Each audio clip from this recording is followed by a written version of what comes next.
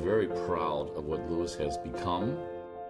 Faculty and staff and administrators who really are very competent, dedicated, scholarly. The university community is all about people. Hi, this is Zawaski. Welcome to Lewis Spotlight. I'm here tonight to tell you a little bit about my life. Because I don't want to spend my whole Thanksgiving laying on a couch recovering. I grew up in Oak Lawn, Illinois. I lived there most of my life. For kindergarten and first grade, I moved to Roanoke, Virginia. When my dad was transferred, he worked for IBM. I was very young, don't remember much except for little sort of Polaroid snapshots and things like that. But the majority of my life I spent in Oak Lawn. My parents were married. I have a younger sister who also attended Lewis, and everything was happy. You know, everything growing up was about family, hanging out with grandparents and cousins and aunts and uncles. That's what we did every weekend. Almost every day we were with somebody we were related to. And that's how, you know, until high school, until college, that's pretty much what we did. Well, I think being surrounded by family and being surrounded by people you look up to, it puts a good pressure on you to be a good person. My dad's the oldest of 10, my mom's the oldest of 7. All of them have kids, many of them have kids. So there's a little bit of, I don't want to say competition, but as a kid and the oldest grandson, on my dad's side, you want to set a good example for the younger people, and you also want to carry on the legacy that the older generation did. A lot of my uncles are, you know, my uncle Frank is a war hero. He has 2 Purple Hearts. Both my grandfathers fought in wars. The whole family is known for their hard work, their work ethic, and their commitment to their family, and that was something that I didn't know anything else. That was my influence growing up. So to me, from before I even had kids, I knew that the thing I wanted to do the most in the world was be a dad and be an example to a new generation, and I'm lucky enough to have been able to fulfill that. I like Clark. My daughter is terrified of Clark. Well, she was also terrified of Jake Arrieta. It was different, though. They're the most important thing in my life. I love my career. I love all the sort of side jobs I have. I love spending time with family and friends, but my wife and my daughter are my life, and that's, you know, why I get out of bed every day. That's why I work 2 extra jobs. I'm happiest when I'm with them. My wife, Hope Lyons, now Hope Zawaski, obviously, attended Lewis University, and I never knew her until the day I graduated. We met at a mutual friend's graduation party, and we hit it off immediately and started dating. And then in 2008, we got married, actually here on campus in St. Alberta, and there was no question that that's where we were getting married. We did everything we had to do to make it happen. It was actually met with a little bit of resistance, like, it's not something we usually do here, but the fact that we were both involved in ministry, the fact that we were both involved with Koinonia really helped, and they were able to get us in and do it, and there was nowhere else we'd want to be. And to look at our wall at home and see the 2 of us in the St. Alberta Chapel and the 2 of us, you know, outside Fitzpatrick Hall, where I had my radio courses and radio shows, and her, you know, outside the Benilde, where the business building, where she took her classes. It's really come full circle for both of us, and we couldn't be happier to still be involved in Lewis. And hopefully, when our daughter grows up, she'll be a Lewis Flyer too. One thing I've said to my wife all along is, no matter where I am, it'd be better if you were there. And that sort of is the same attitude I have with my daughter. You hear a lot of people talk about, I need some time away from my kids. I'm the opposite. I want to be with my daughter and my wife as much as I can, because they're the 2 people in this world that bring me the most joy. So if I have an opportunity to be home or be on vacation or be wherever, I want them to be part of it. And if they're not, I do my best to sort of include them with pictures or texts or whatever, because when I'm not around them, I miss them, no matter where it is. You're significantly younger than me. That is not significantly. I'm 37. That is not significantly younger. I played football all my life, from 5th grade till my senior year at St. Lawrence High School in Burbank. And there were a couple football coaches that really had an impact on me. One in particular is Mr. Frank Fett, who passed away a couple years ago. He was just always a guy I looked up to. I felt like we had a lot in common. Kind of a gregarious guy, kind of a jokester, a prankster, but you knew deep down he had a really good heart and he had your best interest in mind. And I always sort of remember, not that he was a mentor or anything, but there were little things that he said to me throughout the course of my 7th and 8th grade years of school that just stuck with me. And they're not if I was to repeat them now, they wouldn't seem that big, but they're just sort of things that I thought, wow, that makes a lot of sense. And that was a guy that, outside of my family, which is where most of my influence comes from, that's one guy that I really think has had a big positive impact on me. And he raised a great family with great kids, and many of which I'm friends with to this day. So, yeah, Mr. Fett was one of the main people outside of my family to sort of steer me into the guy I am now. You'd be one of those guys that like parks in the back of the parking lot and takes up 4 spots. I knew that I wanted to go to a smaller school. The idea of a Northern Illinois or a U of I, something with tens of thousands of students, didn't really appeal to me. I liked the small school idea. I checked out Carthage, Milliken, some other small schools in the area. And when I came here, it just felt like a fit. I don't really know how else to explain it, but I felt comfortable here on the visits I took. I had a cousin that was here already, another friend that had graduated. So I'd heard good things, but coming into the visit, I didn't really have an opinion. I was just coming to check out as many schools as I could. And the feeling I got here was one of welcome, one of acceptance, and they were happy that I was there. They weren't just trying to get a tuition. The teachers I talked to really took time to sort of say, this is what we offer, this is why we think it's a good fit for you. And I felt that personal attention from the first time I visited the school until the day I graduated. And that's why I'm back and still involved. My junior year, I started to get involved with university ministry. I was a peer minister, and then I attended the Koinonia retreat. And that was sort of the first time in my life. In high school, I went to Kairos, but I was never a leader of it. With Koinonia, I had the opportunity to go on 3, and I was a leader for 2 of them and a director for 1 of them. And to see that part of myself that I didn't know existed, that I was someone that could lead and someone that other people in my peer group would look up to, that was really when I felt like I definitely made the right decision. There was never a point where I said, oh, I don't know, but I really saw the growth in myself, and what I had hoped to gain by coming to a school of this size was some personal attention and some personal growth, and I got both of those things. And looking back on it now, that junior year experience and the Koinonia experience sort of illustrates, like, look at how far you've come from this. When I was in high school, I didn't really know what I wanted to do. I didn't really know who I was even. And I was sort of mixed up with the football team and then the people that like music, and it was just kind of everywhere, and I didn't know who I was. The truth is I was all those people, and it was okay. In high school you feel sort of, you had to grab a group, you had to grab onto a clique. Here I felt welcome everywhere, and the Koinonia thing where I had people from all different backgrounds, all different races, all different ages, sort of following my lead and the lead of the other directors, it was a great feeling and one that has helped me in my career. I came here with the notion that I would be a psychology major. And then I took a couple psychology classes and realized that I'm not a psychology major by any means. I struggled mightily. I probably shot a little too high. My freshman year, I took some junior level courses that I wasn't ready for. But with the radio department, I just always wanted to have a radio show. I knew that was something that happened at colleges. I thought it was a cool idea just to go on and play my own music. And to do that, I had to take Intro to Radio. That was sort of the prerequisite to getting on the air at all. So I did that, and from that moment on, I just fell in love with it, and I love doing it, and I've been doing it ever since. I had a late night show with my old roommate, and we used to just play music. And then from there, it sort of grew, started doing some talk shows and things, and I was actually employed at the Score where I work now before I graduated Lewis, and I've never worked anywhere else. So it's almost unheard of in media to be at a place that long, but I'm there, I'm still there, and I'm very happy that I am. I'm not sure if it's for our thoughts on life or anything like that. I think it's hockey mostly. When I left Lewis, I was doing very, very part-time, meaning I would work overnight on Saturday night from midnight to 5 a.m., and at that point, it didn't really feel like a career. It felt like any other kind of minimum wage job. I wasn't making minimum wage, but it felt that way. There was never any management people there to see me perform. No one knew that I was even running the board. My name was never set on the air.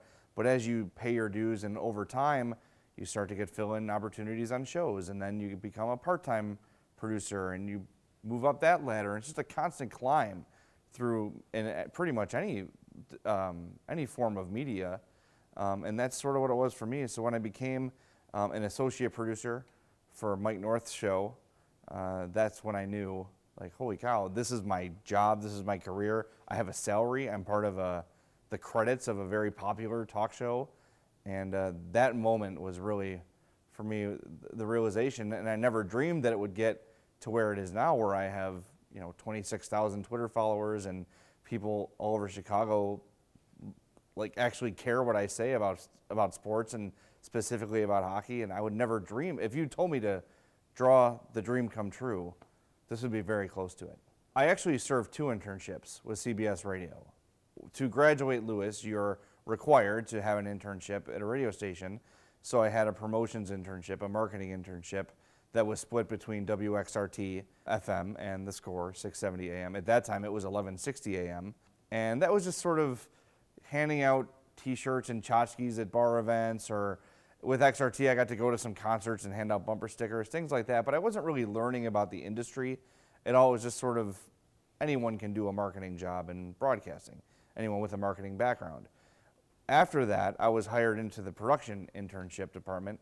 I did that for no school credit. I just did it because I knew it might be a foot in the door.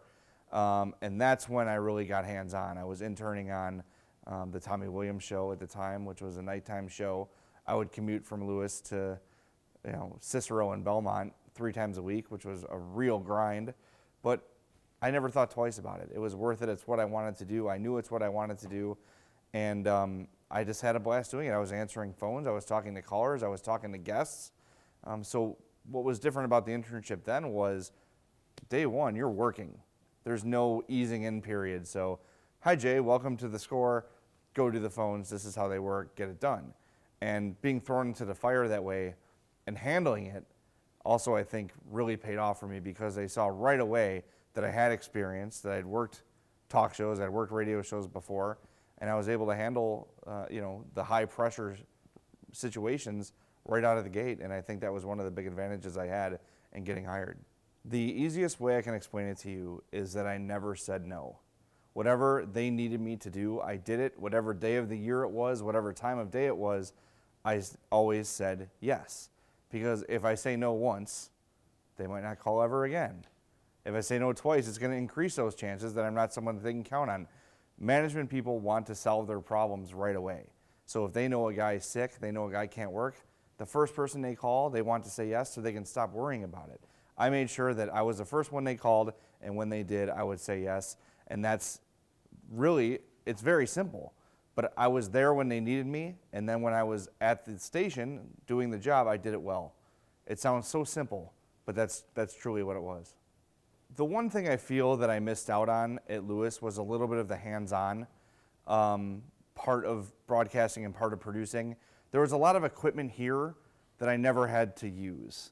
It was here, we had it, but I felt like sometimes the students weren't required, at least on a radio side, to get their hands dirty and work the editing equipment, work a reel-to-reel machine, work some of the very early stage digital editing equipment.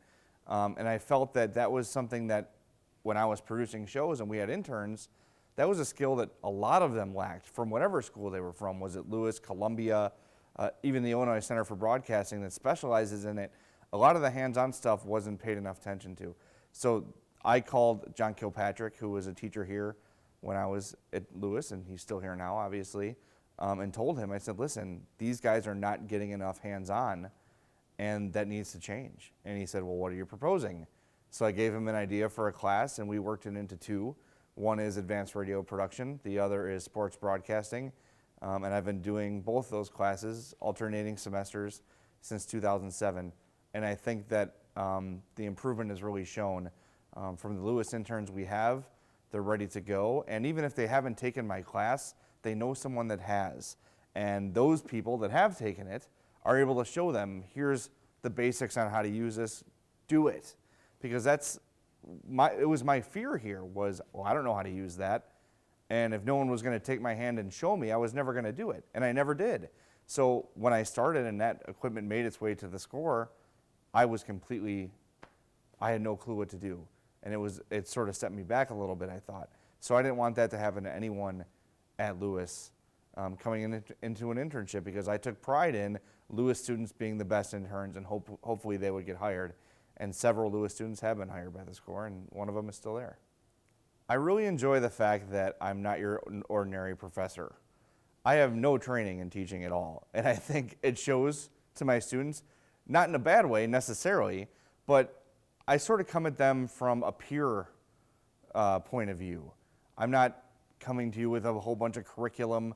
I'm saying, here's what I know, here's how to do it, let's do it together. And the class really is, they have the same name, but every class is different because it all depends on my students. Sometimes I'll have students that are terrific on the air and can't handle the audio production side. Sometimes it's the other way around. So every semester is different, and that's what I like, because I don't know what my class is going to be the day I walk in. I walk in, I meet the new students and say, okay, let's try a couple things here. Okay, this works, this doesn't, so let's work more on this and not so much on this. And then hopefully by the end, you've got a really nice, shiny product where everyone's able to do everything, at least adequately. Maybe not. I mean, radio stardom is it's not something you can learn. You either have it or you don't. I don't. I don't have on-air stardom.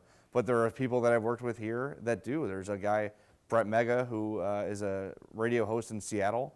Shane Gustafson he graduated last year, I believe, and he's already a news anchor. So there's people with the gift. My job, and what I take pride in, is finding what each student's gift is and helping them make that great and get up to par on the other things. I mean, it's not bad here by any means, but you're going to Arizona. You want sunshine. You want rainbows. I already feel that I'm very successful. Maybe not financially. I'm not living in the lap of luxury. I don't have a mansion, but those sort of things were never really important to me. Maybe someone hears me on the air someday and loves what I do and says, we have to give you a radio show. And if that was the case, I'll take it, absolutely. And I'll take the perks that come with that, the big salary and all those things. But I like the niche I've carved. Hockey has always been the thing that I've loved. It's always the thing I've been passionate about. And to be able to realize that, even though it's not making me a millionaire, it's given me the life that I want and a family life that I enjoy, and I have the time off that I need. I work with my best friends in the world every day. I'm home from work every day to pick up my daughter from school. Aside from a little more money, which I guess we all sort of want no matter how much we make, I don't know if I would change anything. I think in 10 years, my most likely career path will be in management, in radio management, maybe as a program director or a GM. To do that, I'd have to get some more experience on the sales side of things, but I think that's sort of the gift I have, is I'm a good leader, I'm a good organizer, I handle stressful situations very well, I don't get unraveled, I don't lose my cool, and those are the sort of things that a program director at a radio station needs to have. Those are the sort of attributes that work well for radio management. So I think in 10 years, somewhere in that realm is where I'd like to be and where I probably will be.